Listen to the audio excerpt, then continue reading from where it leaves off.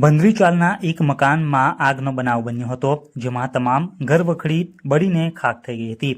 જો કે ઘટનામાં કોઈ જાનહાનિ નોંધાવા પામી ન હતી. ભરૂચ જિલ્લાના ઝઘડિયાની બંદાડીચાલમાં એક મકાનમાં અચાનક આગ લાગતા તમામ ઘરવખરીનો સામાન આગની ચપેટમાં આવીને બળીને ખાખ થઈ ગયો હતો.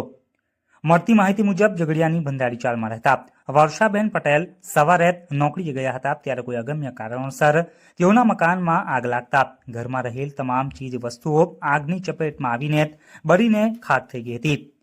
ફાયર વિભાગને ઘટનાની જાણ કરવામાં આવતા ઝઘડિયા જીઆઈડીસીના ફાયર ટેન્ડર સમયસર આવી પહોંચતા આગ ઉપર કાબુ મેળવ્યો હતો. ઘરમાં કોઈ પણ હાજર ન હોય, સદનસીબે મોટી દુર્ઘટના ટળી જતા ઉપસ્થિત લોકોએ પણ હાશકાર અનુભવ્યો હતો.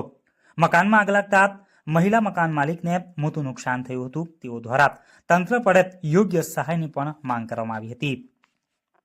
વર્ષા, મારું નામ વર્ષા છે. હું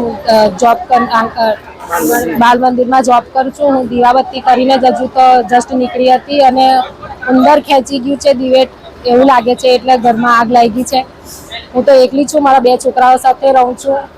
મને એટલી મદદ કરજો મારી કે હું ફરી પાછી ઊભી થઈ શકું. બધું જ નુકસાન, આખું ઘર સળગી ગયું છે. મારું કશું જ બચ્યું નથી. મને એટલી મારી આશા એ રાખો, થોડી મદદ થઈ.